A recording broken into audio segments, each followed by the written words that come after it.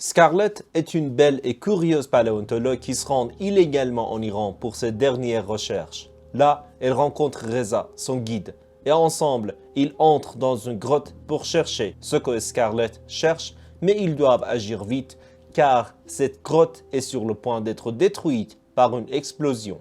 Après quelques heures, ils trouvent enfin une porte avec de vieilles inscriptions écrites dessus. À l'intérieur, ils trouvent une statue de vache.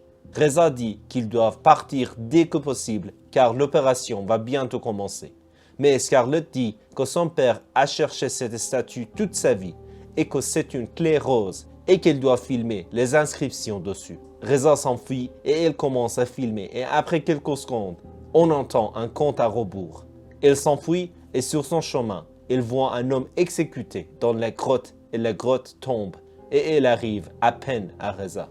Dans la scène suivante, Scarlett parle devant la caméra et se présente. Elle parle de son père et de ses croyances sur la pierre philosophale, la croyance qu'il peut guérir les blessures et transformer le cuivre en or. Dans son interview, elle parle aussi de la pierre tombale de Nicolas Flamel et dit qu'elle est conçue par lui-même. Son père croyait que la carte pour trouver la pierre se trouvait sur cette tombe et pour trouver la réponse et lire les indices, il devait avoir la clé rose et Scarlett prétend l'avoir trouvée dans son plus récente exploration. Scarlett va alors rencontrer George dans une église et George est un expert en traduction cunéiforme. Il est un grand historien, explorateur et il connaît beaucoup l'histoire de France.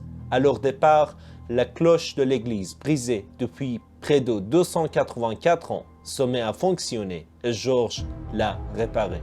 George, Scarlett et Benji, son caméraman qui est tout le temps avec elle, commencent à lire les indices sur la pierre tombale de Flamel et ils obtiennent cette phrase. La clé est derrière tout. Alors, ils retournent la pierre, mais il n'y a rien là. Et puis, Scarlett pense à un truc idiot à faire. Ils versent de l'alcool sur la pierre et la brûlent. Mais alors, une autre énigme se présente à eux. Ils résolvent celui-là aussi et découvrent que les tunnels souterrains secrets de Paris sont l'endroit où ils obtiendront ce qu'ils veulent. Scarlett dit aussi dans le carnet de son père, elle a lu qu'il y a une pierre précieuse sous Paris. George dit que les tunnels se sont effondrés plusieurs fois au cours des derniers siècles et qu'il y a beaucoup de tunnels enterrés dessous. Leur tâche est donc plus difficile qu'ils ne le pensent.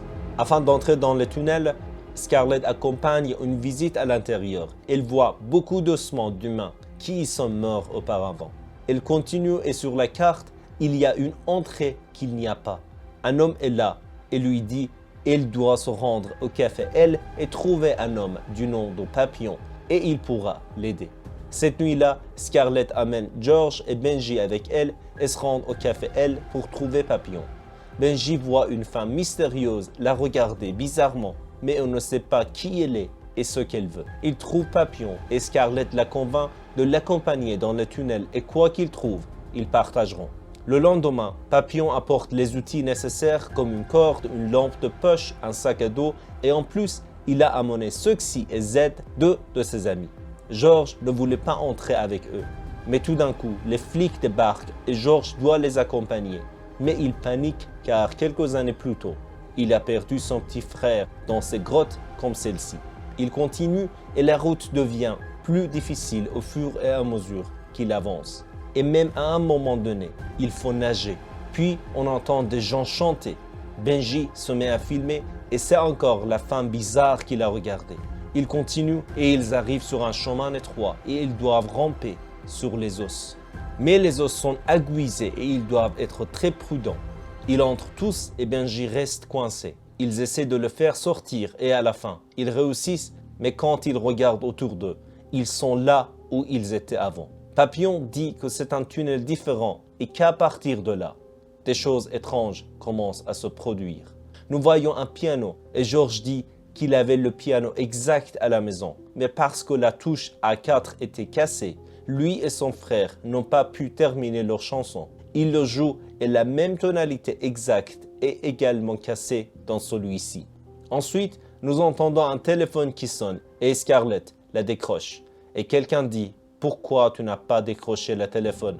Elle raccroche et puis il voit la taupe. La taupe est un vieil ami de Papillon et Soxy qui étaient perdus dans les tunnels il y a des années. La taupe les amène où ils veulent et ils arrivent à un puits. C'est environ 100 pieds et ils utilisent leur corde pour descendre et même là, George voit son frère se noyer. Enfin, ils arrivent au bout du tunnel et Scarlett voit quelques panneaux et se rend compte qu'il y a une tombe cachée derrière les murs. Ils doivent faire attention car un faux mouvement pourrait signifier l'effondrement du tunnel. Ils ouvrent la tombe et y voient un corps qui semble-t-il était un roi il y a 400 ans. Mais le corps est intact. Ils résolvent une autre énigme et vont dans la pièce voisine. Dans la pièce voisine, il y a de l'or partout et pendant que tout le monde célèbre, Scarlett cherche la pierre. Elle trouve la pierre et quand il y pense, elle se rend compte que tout l'or est un piège. Elle prévient les autres, mais le tunnel s'effondre. Soxy est grièvement blessé et ils ont tous perdu leur sac à dos. Scarlett utilise la pierre pour soigner la blessure de Soxy et cela fonctionne. Et ils vont dans la pièce voisine où il y a un autre corps. Ils voient la taupe agir étrangement et Soxy s'approche de lui. Mais tout d'un coup, la taupe attrape Soxy et lui cogne la tête au sol et la tue. Ensuite, il disparaît. Ils continuent et c'est un autre puits qu'ils doivent utiliser les cordes pour descendre. Benji est le dernier à entrer et avant qu'il ne s'attache, la mystérieuse femme apparaît derrière lui et il tombe à sa mort. Maintenant, nous savons que tous sont hantés par leur peur et leur culpabilité. Le suivant est Papillon et il voit une voiture brûler dans les flammes et son ami qui l'a laissé mourir est à l'intérieur. Il dit que ce n'était pas sa faute, mais l'homme à l'intérieur de la voiture le tire et la voiture entre dans le sol et Papillon meurt. Scarlett, George et Z continuent et ils voient tous les murs sont couverts de sang et ils entendent des bruits bizarres. Ils arrivent dans une autre pièce et il y a deux statues là-bas. Tout d'un coup, les statues prennent vie et les attaquent. George se fait mordre, mais Scarlett ne peut pas le soigner avec la pierre et elle découvre qu'elle a apporté la mauvaise pierre. Elle laisse Z s'occuper de George et va chercher la bonne pierre. Sur son chemin, sa culpabilité la hante aussi et voit son père et un homme pendu. Elle prend la pierre et fait revivre George et il court. Des gens bizarres les poursuivent et ils voient un autre puits. Quand ils enlèvent le couvercle du puits, c'est comme un portail vers Paris. Mais la ville est à l'envers. Ils entrent et c'est tout. À la fin, Scarlett parle à la caméra et dit qu'elle veut seulement connaître la vérité. C'est le récap du film As Above, So Below. Merci, au revoir.